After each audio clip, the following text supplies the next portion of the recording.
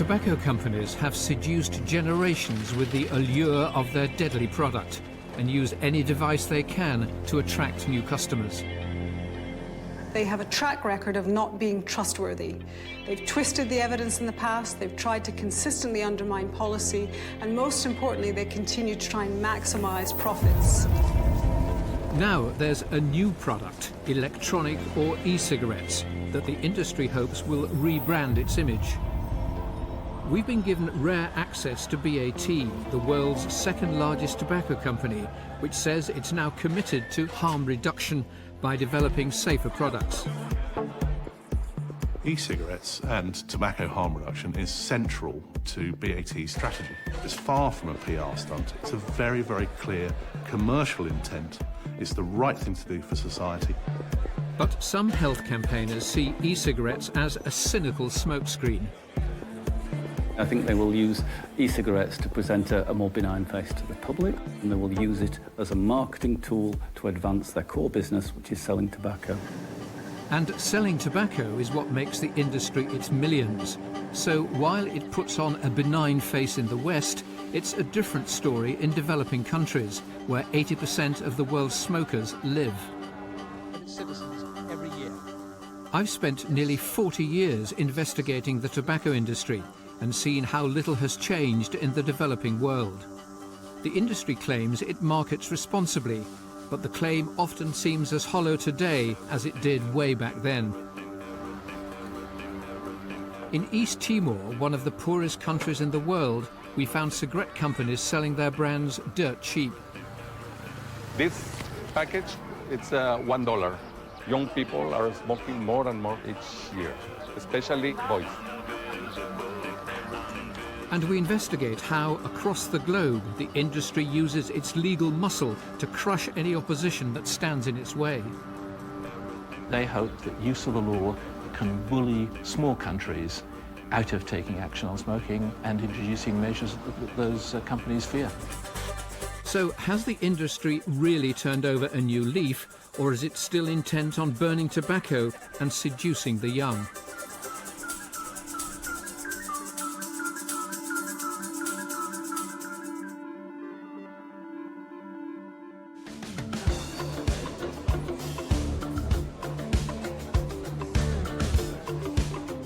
It's like turning back the clock, smokers puffing away, clouds hanging in the air. But this is not the past, this is a London cafe today. And these are no ordinary cigarettes. They're electronic or e-cigarettes based on nicotine. Because they're tobacco-free, they can legally be used in pubs, offices, and most places where real cigarettes are banned. To the tobacco industry, these devices are revolutionary. They could save thousands of lives and even make smoking socially acceptable again. If we're able to take consumers and give them the nicotine that they enjoy, the pleasure they derive from nicotine in lower harm, safer products, then that has to be the right thing to do. I'm a non-smoker and needed a guide to lead me through the haze of this bewildering new world. Oliver. Hi. Peter. Oliver Kershaw is the founder of an online forum dedicated to promoting the smoker's new accessory. He doesn't smoke regular cigarettes anymore. He gets his kick from inhaling nicotine vapor. That's why it's known as vaping. I don't really know how to smoke, but I'd be interested just to try one. Absolutely. Just give me a lesson. Where's the nicotine in there? The nicotine is contained within a small cartridge inside here. And as you puff on it, an automatic switch will feed through to a small heating coil, which will heat the solution that produces the vapor.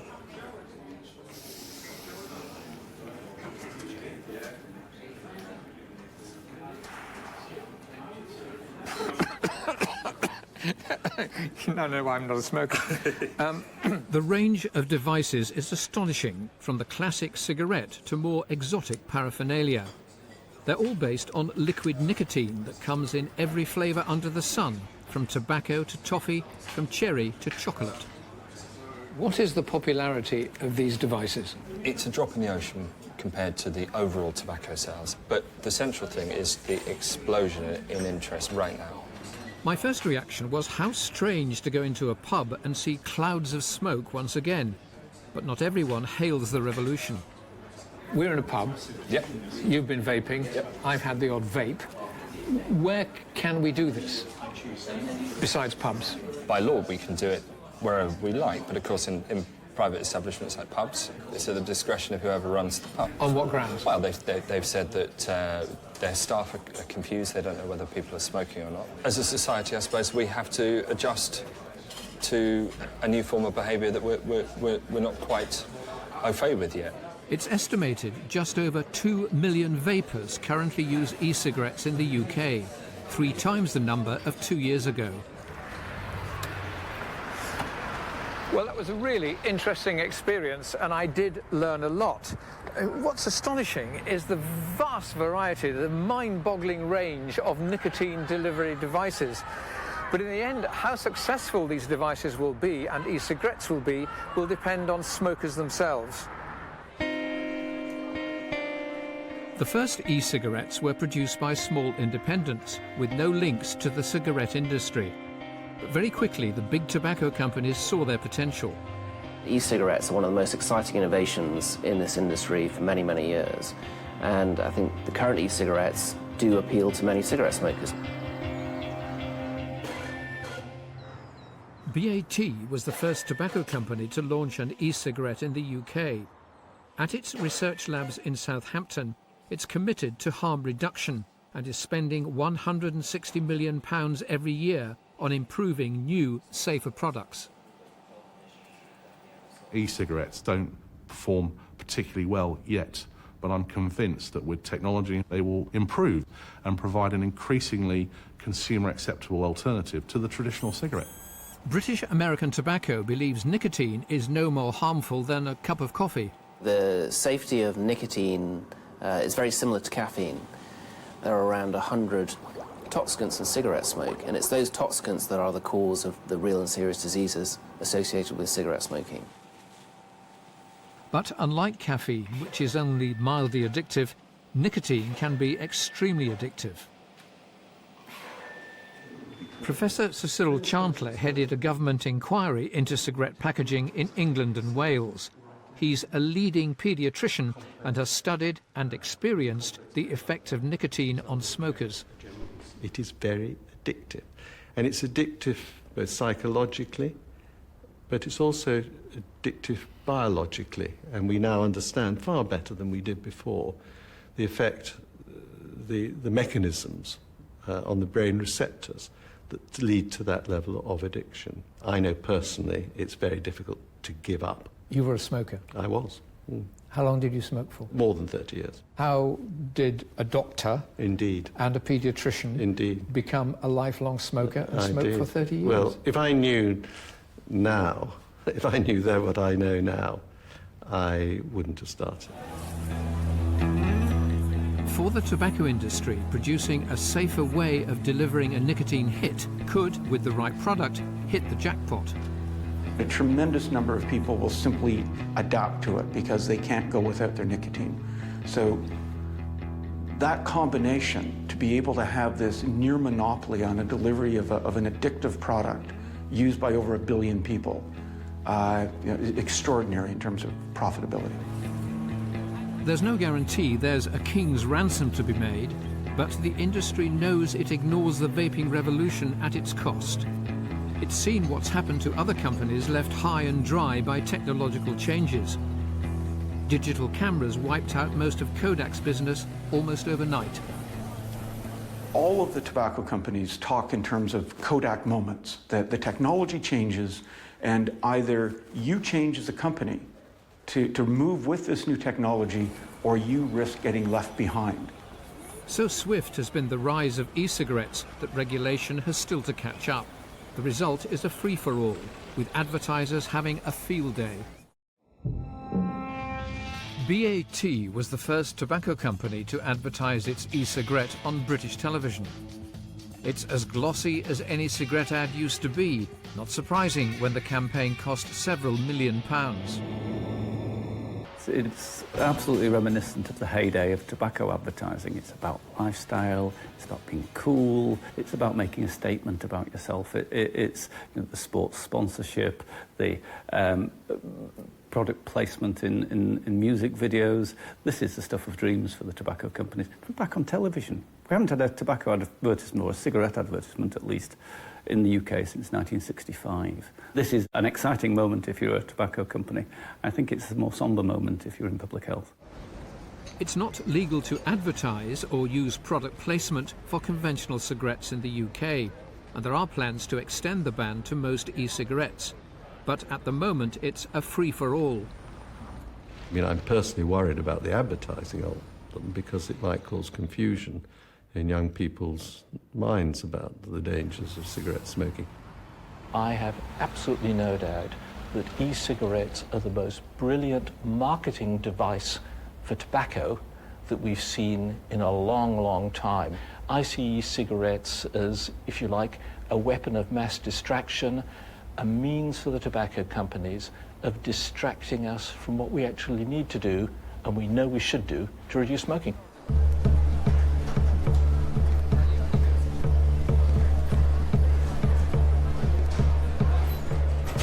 The concern among many anti-tobacco campaigners is that e-cigarettes could once more make cigarettes socially acceptable. E-lights were launched in 2009. They may not be owned by a tobacco company, but they're being marketed just like cigarettes of old. 30 years ago, I filmed John Player Special Girls doing exactly the same kind of thing at an amusement park in Scarborough. Do you smoke cigarettes, anybody? It's a free draw for cigarette smokers to win a Lotus. Little appears to have changed, except, of course, the cigarettes. How many a day do you smoke? About 20. 20 a day.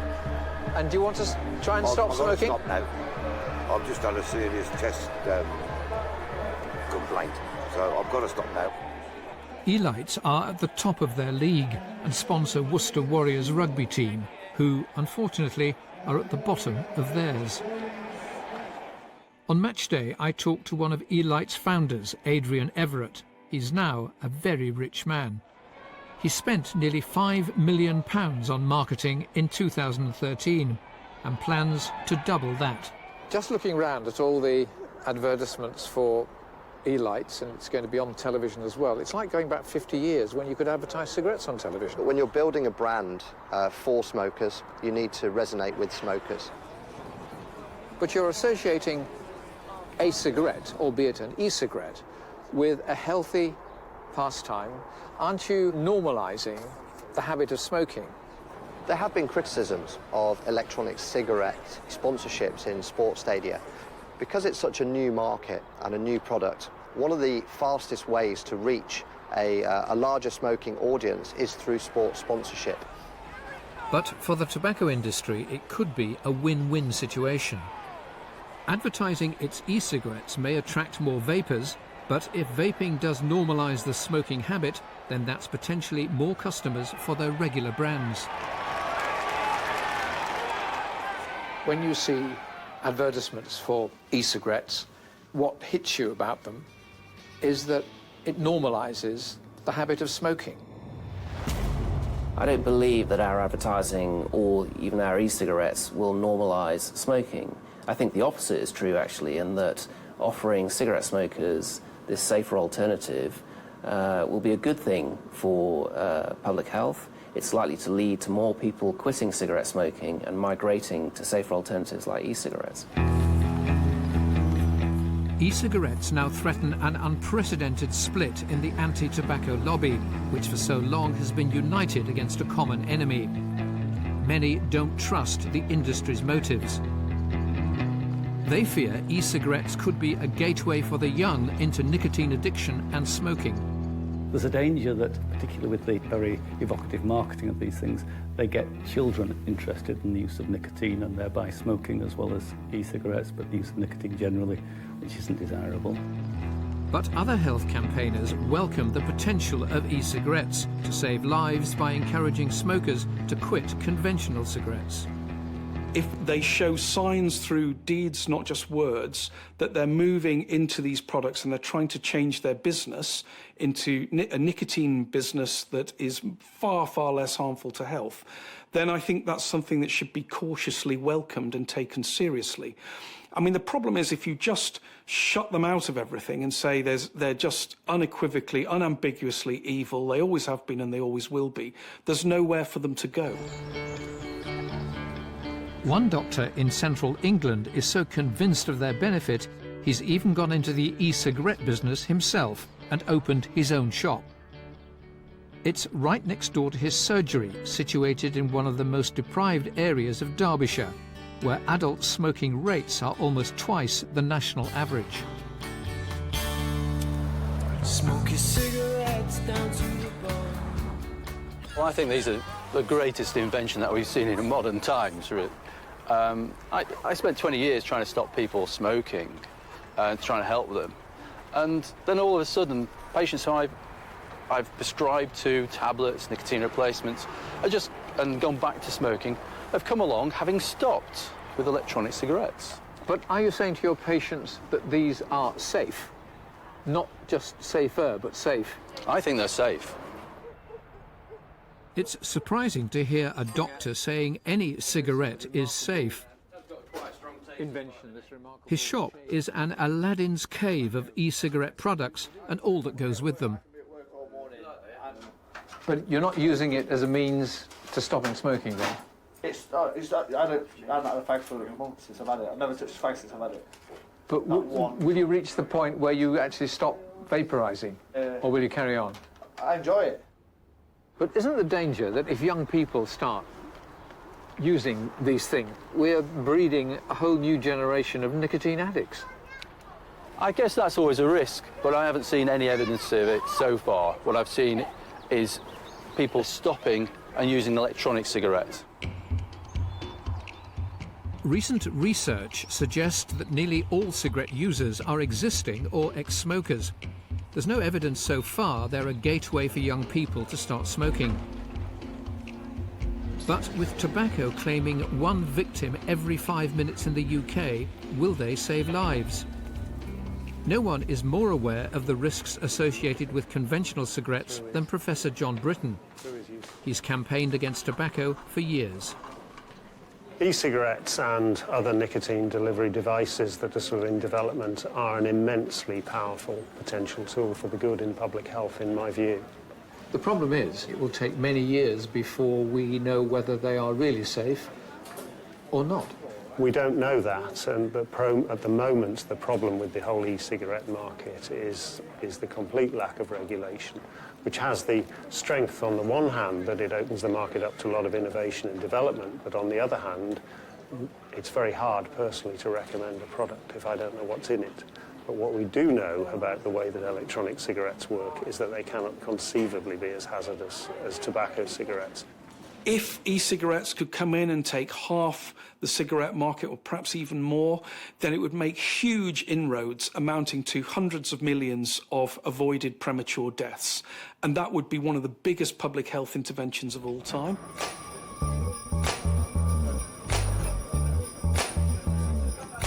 Despite e-cigarettes' small market share, tobacco companies like BAT remain confident about the future of less harmful nicotine-based products. Some investment analysts say they will overtake conventional cigarettes in the next decade. But others in the anti-tobacco lobby believe this is all a smokescreen to hide the industry's real agenda. They have a track record of not being trustworthy. They've twisted the evidence in the past, they've tried to consistently undermine policy, and most importantly, they continue to try and maximize profits. So they want to sell their products, cigarettes.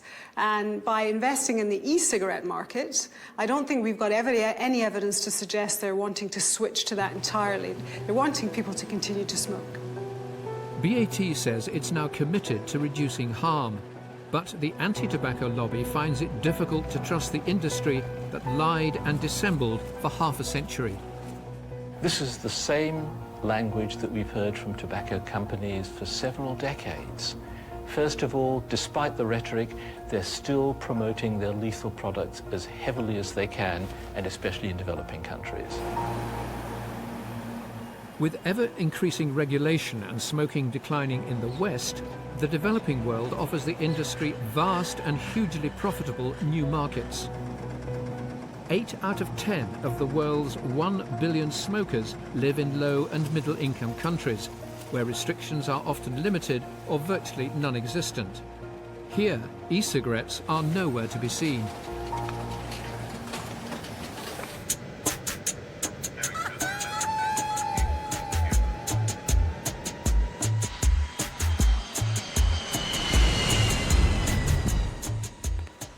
I flew to East Timor, the country with one of the highest smoking rates in the world.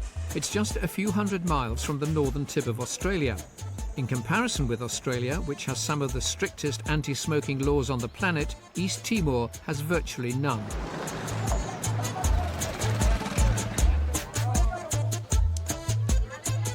I went to see how cigarette companies exploit a wide open market, where nearly half the population is under 15. East Timor is one of the poorest countries in Southeast Asia, and it's a different world. Here, a packet of 20 costs less than £1. You can smoke anywhere you want to, and advertising is everywhere. The notion of tobacco control has yet to hit East Timor. Here, the industry has free rein, with no restrictions on advertising, and the Marlboro cowboy still rides the range. Young people are smoking more and more each year, especially young male people. It's a very serious problem. 61% of East Timor's men smoke every day. Cigarettes are everywhere. Legislation is nowhere. This package, it's $1.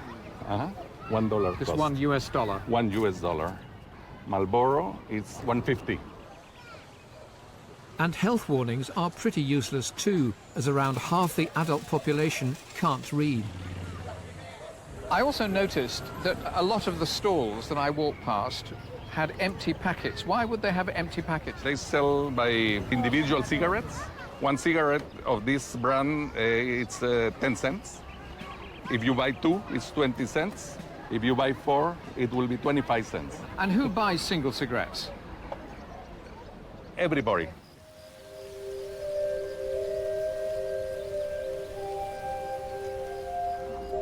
The absence of legislation or restrictions give the industry carte blanche to seduce young smokers. Last year, these posters appeared all over the capital. They're advertisements for a cigarette brand called the 23, and they show a pretty cool-looking young guy dressed in black leather sitting across a pretty cool black motorbike. And the slogan is, "Proud of yourself." Presumably proud because you're a smoker, but even more so because you're smoking 23. What's interesting is that none of these posters contained any health warning. After protests from health campaigners, the posters were taken down and then put up again, this time with a small health warning. But the health lobby does have a friend in a high place, the Prime Minister's Australian wife, a committed anti-cancer campaigner. Tobacco companies in Indonesia and elsewhere are targeting very much young people who are conscious of image, conscious of you know, the cool factor, if you like. How old? You know, 10, 11.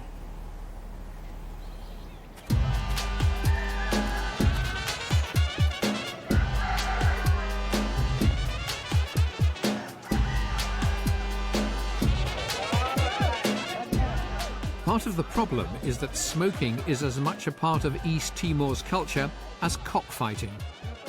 I notice a lot of people are smoking here. Yes. Why is that? Well, put it this way, smoking is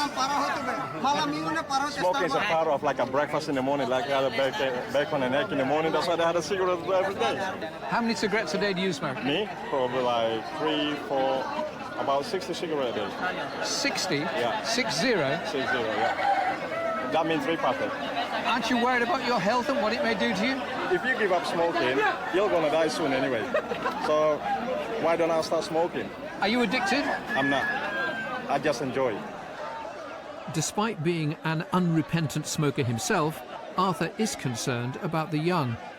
Have you noticed more and more young people beginning to smoke over the past few years? Absolutely.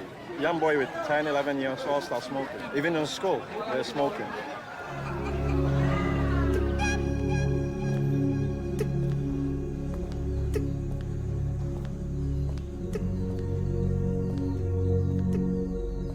And smoking is part of East Timor's revolutionary culture too. The guerrilla leader who helped lead it to independence was incarcerated here. Cigarettes kept him going when he was fighting in the bush. The former insurgent is now the Prime Minister, seeing off his wife and children on the morning school run. Are you still smoking? Unfortunately. I have to say unfortunately, because sometimes I would like to quit. I tried 3 times, I could not. And the Prime Minister follows the tobacco industry's line on advertising, opposing any ban. Looking around, there are advertisements for cigarettes everywhere, by the roadside, Marlboro posters. Do you have plans to ban advertising of cigarettes? Just the law, banning this, banning that, it will not be so effective. I would say it needs education only. It will take time, but I believe that more people are aware of the disease that it can cause, more they are able to stop by themselves. It's exactly the same argument I remember tobacco companies using 40 years ago. What happens in East Timor's schools is scandalous. And I've witnessed firsthand teachers who smoke while teaching. You know, they're there on the blackboard writing A, and then they have people repeat A, and while they're repeating A, they have a puff, and then B, B, C. Everybody's saying C together. And that's how they teach. The whole school system has absolutely no regulation on tobacco use in school.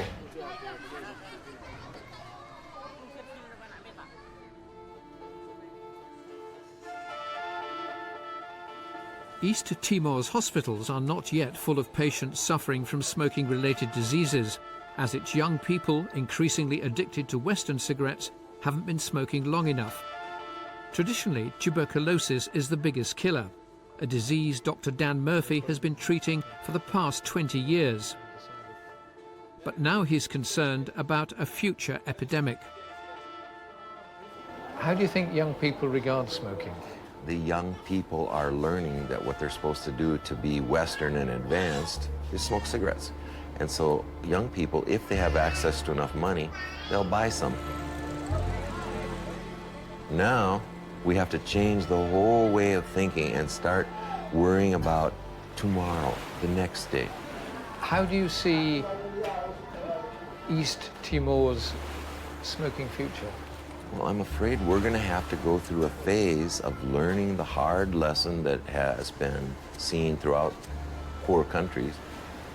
And your Prime Minister is a smoker. That's right. He should stop. I recommend that he stop. You've told him, have you? Every chance I get. Do you think the government is genuinely committed to tackling the smoking? Of course not. Of course not. These are the major lobbyers in our country. These people are powerful. They find ways. They are spin doctors. They can make it seem like it's not what we are talking about. It's something that's a pleasure. It's something that adds to your life and puts meaning in your life.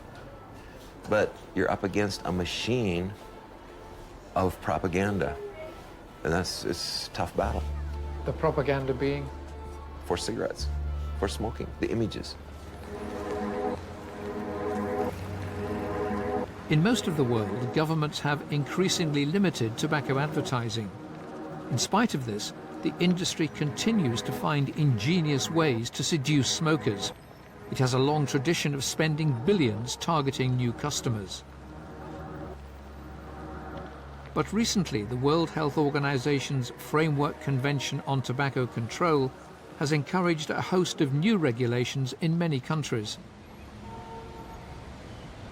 The convention is a series of tough and wide-ranging objectives that most countries have signed up to, including the UK. But signing up isn't enough. Governments have to legislate if the recommendations are to mean anything, and the industry is always ready to exploit any loopholes.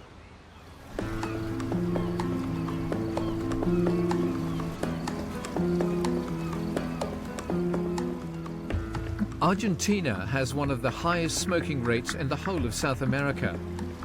A third of men smoke, as do a quarter of all teenagers between 13 and 15. And 100 smokers a day die prematurely. It's a rich market. Philip Morris has around 70% share and BAT around 20%. Argentina has paid lip service to the Framework Convention. Its government signed up a decade ago, but has never ratified it. There are restrictions on smoking and restrictions on tobacco. You can't smoke in public places, although you can smoke in the street. And there are restrictions on advertising. The only place you're allowed to advertise cigarettes are at point of sale.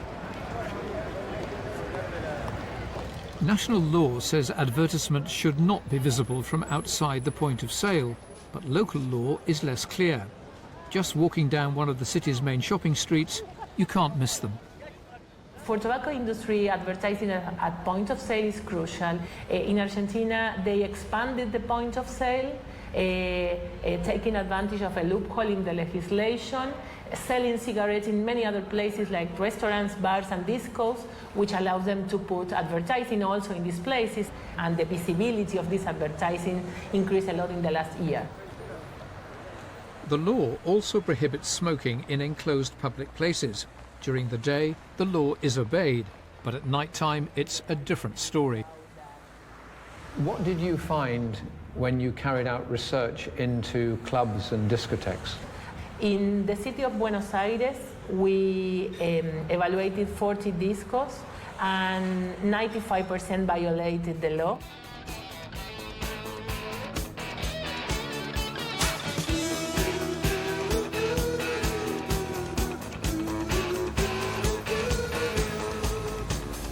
I haven't been clubbing for years, but strictly in the interest of research, I thought I'd better hit the city's night spots and breathe in the atmosphere. In the clubs, you'd never guess there were restrictions on smoking and advertising. There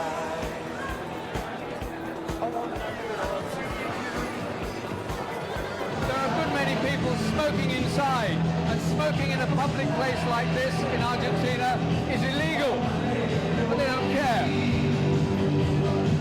As you can see, there are advertisements for Philip Morris in several places inside this club.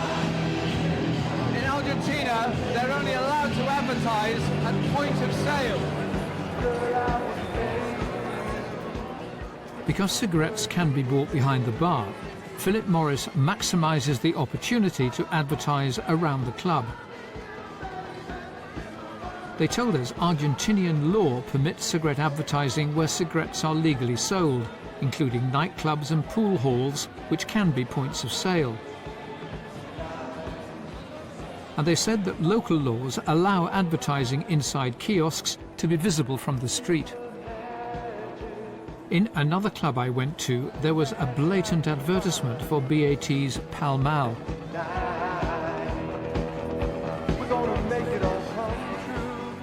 I went to a couple of clubs, and in one of the clubs there was a large advertisement for your brand Pall Mall in the middle of the club, in the middle of the dance floor, and yet advertising in Argentina is by and large banned. So what's that advertisement doing there? I'm not clear on the absolute specifics of the Argentinian regulation. As you've shown me that picture, I will check out what the regulations are, and I will be discussing with our local company management. But let me say, BAT is absolutely committed to responsible marketing standards. BAT's local management said the advertisement complied with the point-of-sale law. I also went to a pool hall. Philip Morris was radiating from the wall and branded on the pool tables. My night on the town showed just how blatantly cigarette companies can exploit the law to promote their brands before crowds of young people. And what about a bar with no smoking warnings on the wall? Martin, you're smoking. Exactly. There's a sign on the wall that says smoking is prohibited, so why are you smoking when you shouldn't be? Because this is a regular thing in every bar and every club.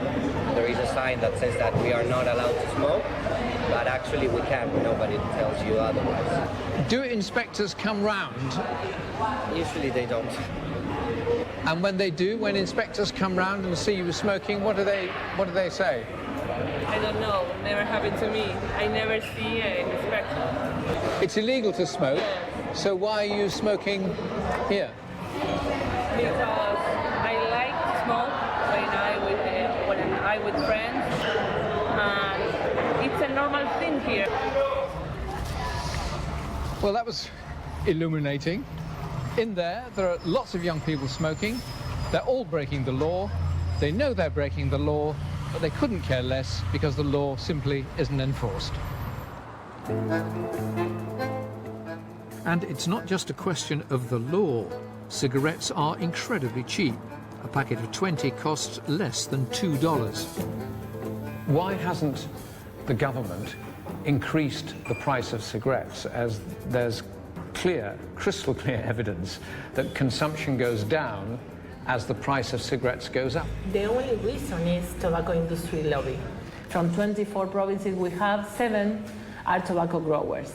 And the lobby in the Congress is many times developed through these governors, with the argument that any increase in tobacco price or any other tobacco control policy will damage their regional economies, will damage their jobs.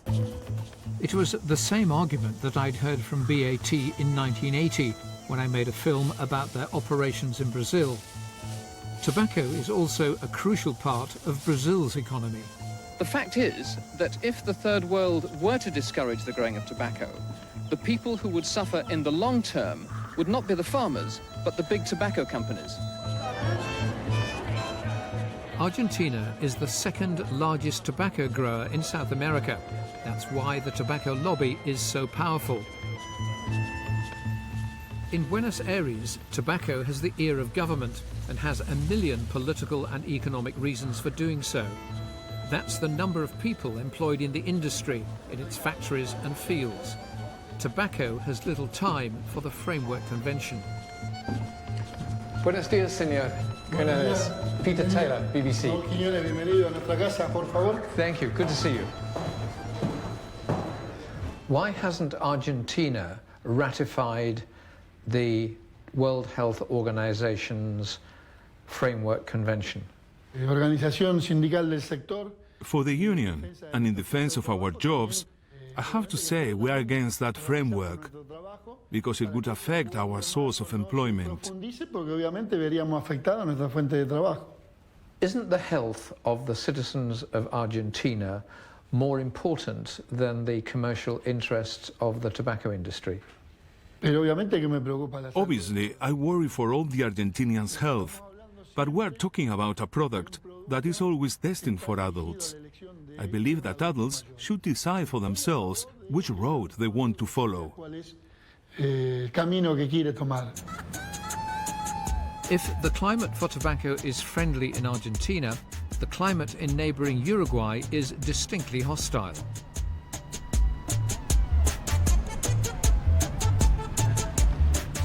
So hostile that Philip Morris is suing Uruguay. Its government claimed originally for an estimated $2 billion. But Philip Morris says that's wildly inflated, and the true figure is $25 million. The reason is because Uruguay has the most stringent anti-smoking legislation in South America and was the first country on the continent to ban smoking in enclosed public places.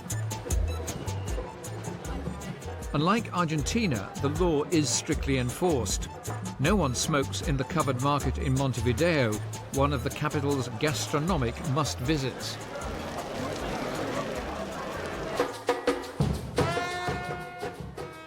But when the government increased health warnings to cover 80% of the packet, Philip Morris took legal action, claiming the warnings infringed its intellectual property rights and commercial freedom.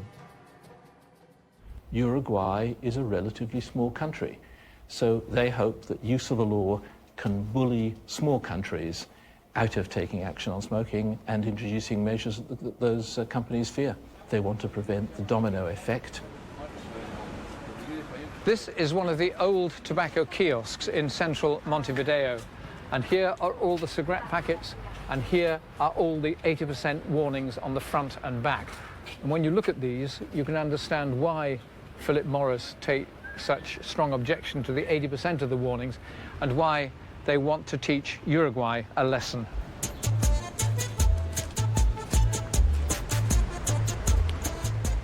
The architect of Uruguay's anti-tobacco legislation was Professor Tabare Vasquez, who was president at the time. He's also an oncologist. We have more than 1,000 deaths per year due to lung cancer caused by tobacco. For us, smoking is the worst pandemic that humankind has endured. Why did you introduce warnings on packs that covered 80% of the pack? We wanted to impact strongly on people's consciousness, to make them understand even more clearly the damage that tobacco causes. The campaign featuring the new, larger health warnings was devised by one of Uruguay's leading ad agencies. For women, there are some designs talking about looks and the loss of beauty. For men, the designs are linked to impotence. Philip Morris's legal onslaught on Uruguay is also aimed at a much wider audience. I think they use Uruguay as a guinea pig because it's a small country and took it to an international court to serve as a warning to other countries in the area that are starting to follow Uruguay's path, to stop them from doing it. Do you think you can win that? It's not easy.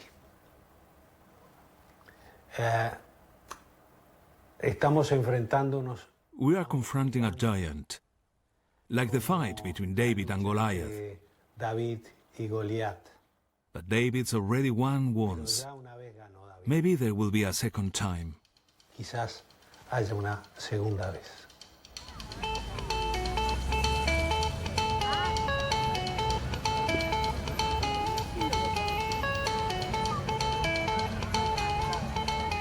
Professor Vasquez is running for president again. He's probably the last person Philip Morris wants to see in the presidential palace.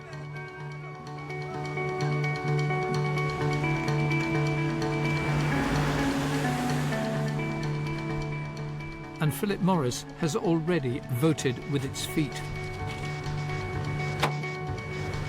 In 2011, Philip Morris closed down its factory here in Montevideo. It used to employ 90 workers. Philip Morris had had enough. It up sticks and left. And left Uruguay with an expensive legal action.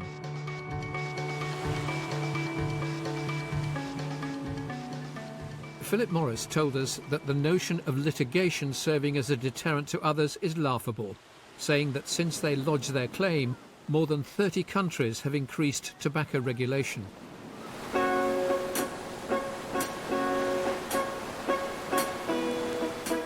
But the tobacco industry's legal offensive doesn't stop at Uruguay. Australia too is fending off a legal attack on the same intellectual property rights grounds after it introduced plain packaging.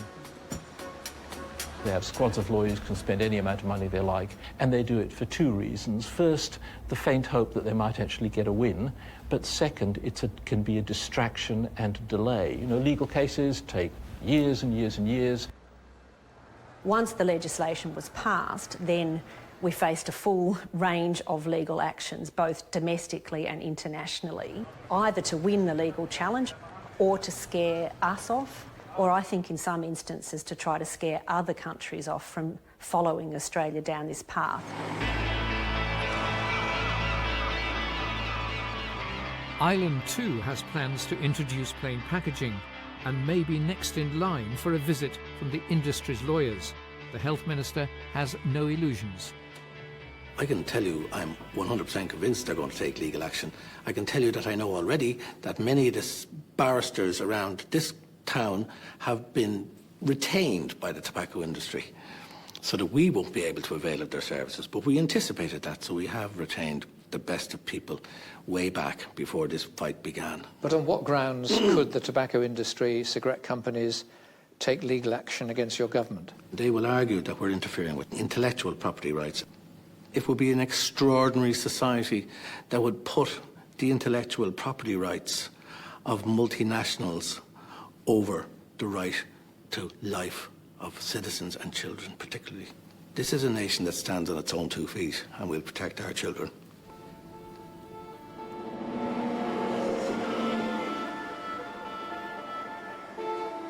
And the threat of legal action is likely to cross the Irish Sea if the UK brings in plain packaging.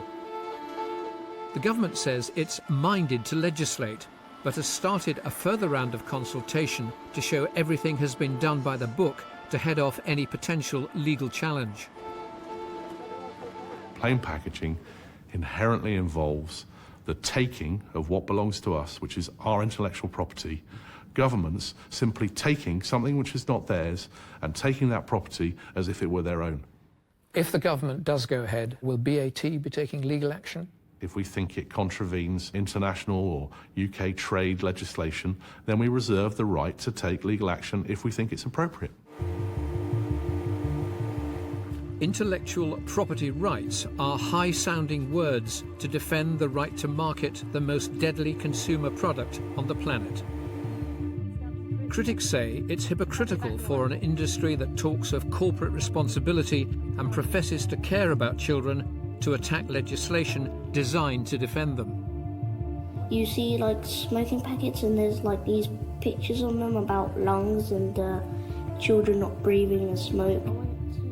That's why anti-smoking groups often talk to young children, a microcosm of the next generation the industry needs to recruit as smokers. And if they smoke, it's really bad for them.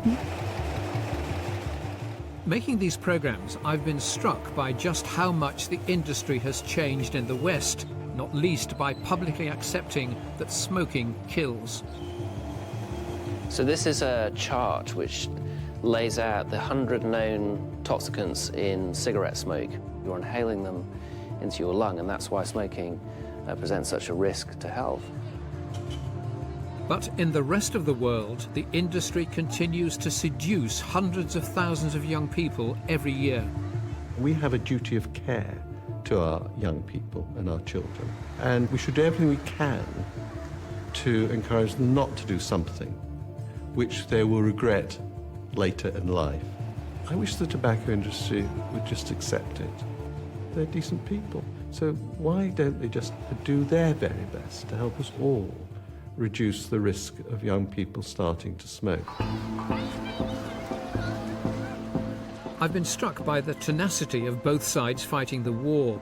The industry never gives ground unless forced to, and the health lobby never gives up. The tobacco industry cannot be trusted, and I think we need to be very sceptical about what they do today and in the future, including with new developments. The industry is hoping to turn the tide with e-cigarettes and harm reduction. but it knows that conventional cigarettes will probably continue to produce the lion's share of its profits for many years to come. I am extremely hopeful and extremely excited about the next 100 years. I think that the future is about tobacco harm reduction, whilst conventional cigarettes will remain the mainstay of our business for a long time. It's now almost 40 years since I began investigating smoking and the tobacco industry. Since then, around 100 million smokers have died prematurely from this fatal addiction. I remember summing up my thoughts all those years ago when the risks were just beginning to register with smokers and the public. You make programs on smoking because you feel very strongly about the subject. All we can do as television journalists is to make the public aware of something. The next step is up to the smoker himself and to the government. I never imagined back then that today, despite all that's known about smoking's dreadful toll of death and disease, the tobacco industry would be going from strength to strength, with billion-dollar profits and 1 billion customers worldwide. And it seems there's no immediate likelihood of that changing. That's the burning paradox of the seduction of smoking.